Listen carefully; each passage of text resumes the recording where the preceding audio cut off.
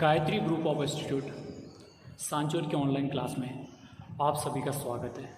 प्रिय विद्यार्थियों, नमस्कार। भारतीय राज्य व्यवस्था के अंतर्गत हम आज हमारे संविधान के अंतर्गत मूल कर्तव्यों का जो उल्लेख किया गया है उनका अध्ययन करेंगे। देखिए, हमारे भारत के संविधान में मौलिक अधिकारों अर्थात मूल अधिकारों के साथ साथ मूल कर्तव्यों का भी उल्लेख किया गया है। फंडामेंटल ड्यूटीज का भी उल्लेख किया गया है। अब देखिए, अधिकार और कर्तव्य ये एक दूसरे के पूरक है। अधिकार में कर्तव्य एक प्रकार से निर्भुजता पैदा करते हैं और कर्तव्य मतलब ये कह सकते हैं कि जो अधिकार विहीन कर्तव्य है वो निरर्थक है और कर्तव्य विहीन अधिकार है वो एक प्रकार से अगर अधिकारों के साथ कर्तव्य नहीं जुड़ा होता है तो फिर वो तानाशाही निरंकुशता की ओर अग्रसर होता है। इसलिए कर्तव्य और अधिकार एक दूसरे के साथ जुड़े हुए हैं।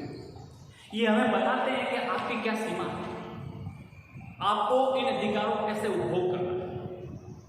हमेशा अपने कर्तव्यों के प्रति सजगता प्रदान करना, एक दूसरे का तालमेल है, एक दूसरे का समन्वय है। मूल रूप से ये हमारे संविधान में शामिल नहीं है। किसी भी देश में आप देखेंगे दुनिया में जितने भी लोकतांत्रिक देश हैं, किसी भी देश के संविधान के अंतर्गत मूल कर्तव्य का उल्लेख नहीं है, किसी में नहीं है। भारत को छोड़ आप अमेरिका, फ्रांस कहीं भी देखिए, ऑस्ट्रेलिया देखिए, वहां फंडामेंटल ड्यूटीज का मूल कर्तव्य का उल्लेख नहीं है, लेकिन भारत के संविधान में है। हमको मौलिक अधिकार प्रदान किए गए नेशन को, लेकिन उनके साथ मूल कर्तव्य का भी उल्लेख है। देखो, आप सभी को पता है मनुष्य का जीवन गरिमापूर्ण होता है, गरिमामय होता है। आपको अपने अधिकारों का प्रयोग करते हुए ये भी ध्यान रखना है कि जिस प्रकार मैं मेरे अधिकार का उपभोग करता हूं उसी प्रकार से अगले का भी अधिकार है, मैं मेरे अधिकारों को उपभोग करूं।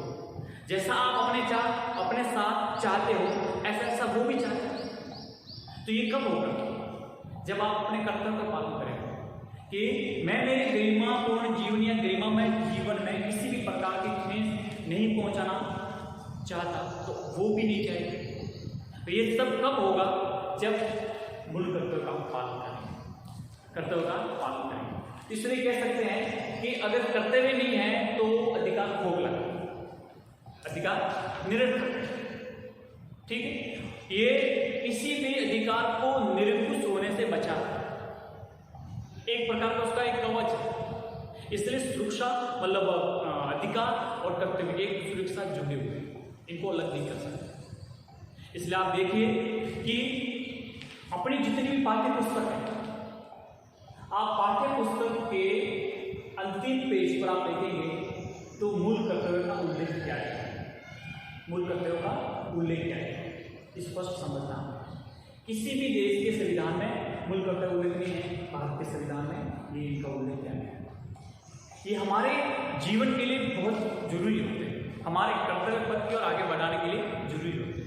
हम क्या हैं, हमारे अस्तित्व को जानने के लिए ये जरूरी होते हैं।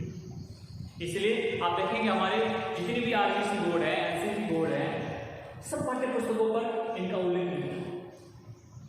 आप किसी भी सार्वजनिक स्थान पर जाइए, आप किसी भी हमारे सार्वजनिक टीवी चैनल पर, पत्र पत्रिका पे, कहीं भी आप देखेंगे इनका उल्लेख आपको मिलेगा। अब देखिए क्या ये हमारे संविधान मूल संविधान में थे? जब हमारा संविधान लागू हुआ उस समय थे नहीं, उस समय इनका समावेश नहीं। इनका समावेश आपातकाल के दौरान, इमरजेंसी, मतलब यूँ कहें कि गए कल 25 जून जो गए हैं कल 25 जून को जो हमारा आपातकाल लागू हुआ में उस समय की बात करो, इंदिरा गांधी सरकार के दौर में उनके अपने कैबिनेट मंत्री, तत्कालीन रक्षा मंत्री सरदार स्वर्ण सिंह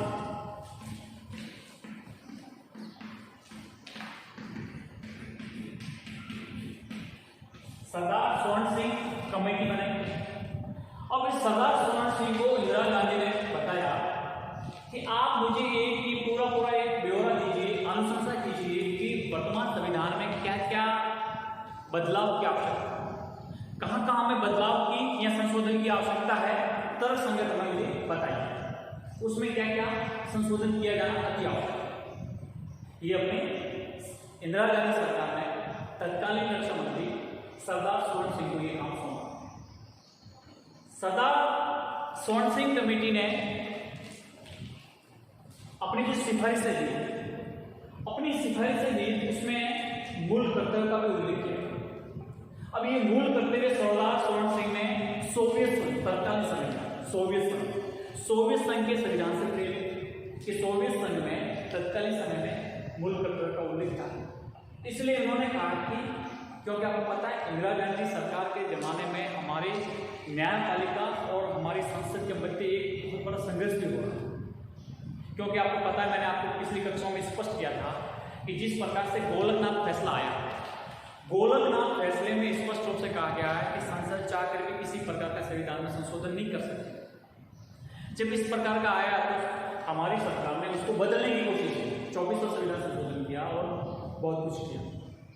फिर आपने देखा होगा केशवानंद भारती का फैसला आया। केशवानंद भारती ने भी यही कहा था 1973 में कि संसद संविधान में संशोधन कर सकते हैं, लेकिन संविधान के मूल ढांचे में अब नया एक क्लू दे दिया, उसको हम कह सकते हैं एक प्रकार की नई अवधारणा देते। इससे पहले कभी भी सुप्रीम कोर्ट ने नहीं कहा था कि संविधान का मूल आधारभूत ढांचा क्या है, लेकिन केशवानंद भारती में क्या है अब मूल ढांचे में मतलब मूल रूप से जो हमारा संविधान है उसका सोच नहीं बदलना चाहिए, क्योंकि हमारा संविधान क्या स्थापित करना चाहता है, किस प्रकार की शासन व्यवस्था है, सब कुछ उसके इसकी महत्वपूर्ण जो विशेषता होती है वो सब कुछ मूल ढांचे में।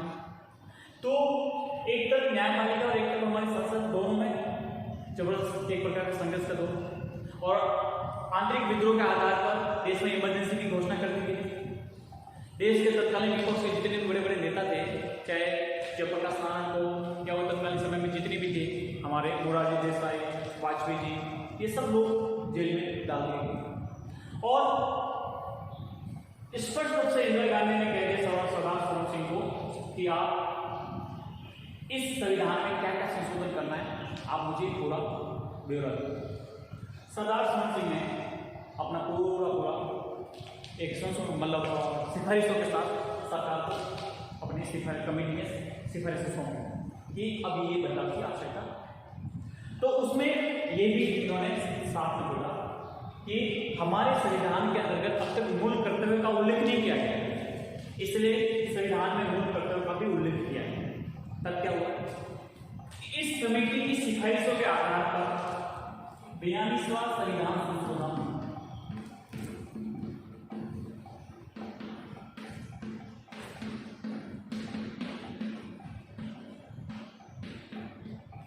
1976 देखिए, यह इतना बड़ा संशोधन था कि इससे करीब 100 के आसपास आर्टिकल प्रभावित हुए। इतना तो किसी देश का संविधान नहीं होता इतना। जब 42वें संविधान संशोधन से हमारे संविधान के अंतर्गत करीब जो संशोधन हुए थे 100 आर्टिकल 100 आर्टिकल के आसपास से प्रभावित हुए थे। और दुनिया में ये संशोधन इतना बड़ा था, तो जितने अनुच्छेद इससे प्रभावित हुए इतना तो किसी देश के संविधान में नहीं होते जितना हमने के संशोधन में बदलाव कर दिया। आई बात समझ? तभी इस 42वें संविधान संशोधन के तहत ही हमारे संविधान में इन मूल कर्तव्यों को जोड़ा गया। क्या कहते हैं? संविधान के अंदर भाग एक नया जोड़ा गया 4 इंग्लिश में कहें 4A, ठीक है, ये नया भाग जोड़ा गया 4। दूसरा अनुच्छेद 51 क, देखो आपको पता है कंफ्यूज नहीं होता। हमारे संविधान के 2 मतलब इंग्लिश मूल रूप से हमारा संविधान इंग्लिश में लिखा है, लेकिन उसका हिंदी रूपांतरण भी मान्य है। तो आप हिंदी रूपांतरण की बात करें तो जैसे अभी मैंने लिखा है भाग 4 को ये हिंदी में, अगर इंग्लिश में कहूँ तो पार्ट 4A भी कह सकता हूँ। तो दोनों में कंफ्यूज एक ही बात है, कंफ्यूज नहीं होगा। हिंदी में लिखेंगे तो 4 आएगा और इंग्लिश में लिखेंगे तो 4A आएगा, इस प्रकार से। तो भाग 4 के अंतर्गत एक अनुच्छेद जोड़ा गया 51A, क्योंकि आपने देखा था 36 से 51 तक नीति निर्देशक तत्व का उल्लेख, तो इन्होंने 51A जोड़ा है। ठीक है, 51A के अंतर्गत हिंदी में कहें तो क से ड तक, इंग्लिश में कहें तो ए से डी तक मूल रूप से 10 मूल कर्तव्य जोड़े गए। कितने?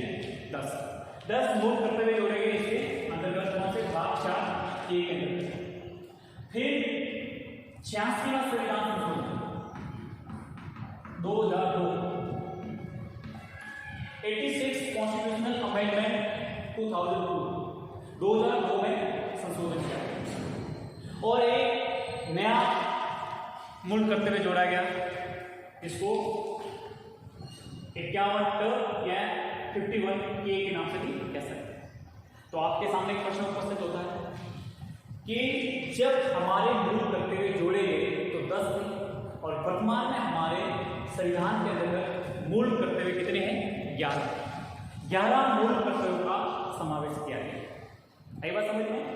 51A to K तक, हिंदी में 2 से 10 तक कह सकते हैं। कितने मूल कर्तव्य हैं वर्तमान में? 11। ठीक है, अब ये मूल कर्तव्य आप अपनी पाठ्य पुस्तक के अंतिम पेज पर दे रहे हैं, आप पढ़ सकते हैं। इसमें स्पष्ट कर रखे हैं हमारे कुछ आदर्श, कुछ हमारे राष्ट्र की धरोहर, कुछ हमारे राष्ट्र के प्रतीक, कुछ हमारे राष्ट्र के स्मारक, हमारे संविधान में विश्वास, हमारी आस्था, सबके साथ एक सम्मान के रूप में प्रकट करने का पूरा उल्लेख कर रखा है। अब ये जो 42वां संविधान संशोधन जिस दिन लागू हुआ था वो तिथि थी 3 जनवरी को लागू किया गया है 42वां संविधान संशोधन। इसी वजह से 3 जनवरी को हर साल मूल कर्तव्य दिवस के रूप में मनाया जाता है। कौन से दिवस के रूप में? 3 जनवरी को मूल कर्तव्य दिवस मनाया जाता है, यानी हमारी फंडामेंटल ड्यूटीज डे के रूप में 3 जनवरी को मनाया जाता है। ठीक है, पर एक बात यहाँ पर यह भी स्पष्ट करनी है कि अगर कोई व्यक्ति हमारे मूल कर्तव्य का उल्लंघन करे तो क्या वो न्यायालय की शरण में जा सकता है? ये न्यायालय द्वारा प्रवर्तनीय है, न्यायालय को लागू कर सकता है। तो यहाँ पर भी वही बातें हैं लागू होगी जो नीति निर्देशक तत्वों में न्यायालय द्वारा प्रवर्तनीय नहीं। तो कह सकते हैं कि ये इनके उल्लंघन पर न्यायालय की शरण नहीं ले सकते। ये हमारी आस्था विषय का है, विश्वास का है, हमें इनका पालन करना है और इनका सम्मान करना है। आई बात समझ में?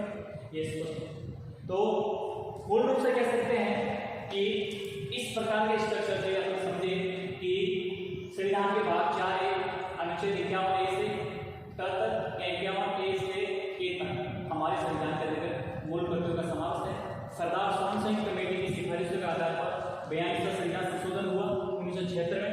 इसके तहत मूल कर्तव्य जोड़े गए और यह संविधान संशोधन 3 जनवरी को लागू किया था। तो 3 जनवरी को मूल कर्तव्य दिवस के रूप में मनाया जाता है और मूल रूप से जब जोड़े गए थे तो 10 थे और फिर 86वां संविधान संशोधन किया गया जिसमें शिक्षा के अधिकार वाला भी इसमें ऐड किया गया। तब कितने हो गए? 11 हो गए। आई बात समझ में? 11वां जो हमारा जो मूल कर्तव्य था वो ये था कि 6 से 14 वर्ष के बच्चों को निःशुल्क अनिवार्य शिक्षा का प्रावधान जो किया गया है वो अभिभावक अपने बच्चों को प्रदान करवाएंगे, ये इसमें जोड़ा गया है। तो ये हमने देखे हमारे संविधान के मूल कर्तव्य।